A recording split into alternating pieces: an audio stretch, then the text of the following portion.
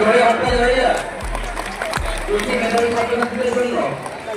আচ্ছা, সবার উদ্দেশ্যে জানাই, এরা আমাদের স্কুলের একটা মাত্রপ্রাণ সব ছাত্রছাত্রী, বিশেষ করে মেয়েরা, এবং এদের অ্যাটেন্ডেন্সটাও আপনারা নিশ্চয়ই শুনলেন। প্রত্যেকেই প্রায় ধন্যবাদ। এবারে আমরা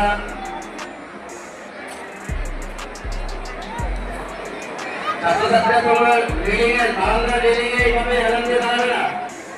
তোমরা বারান্দায় আছো ঠিক আছে, কিন্তু তোমরা সোজা হয়ে দাঁড়াও।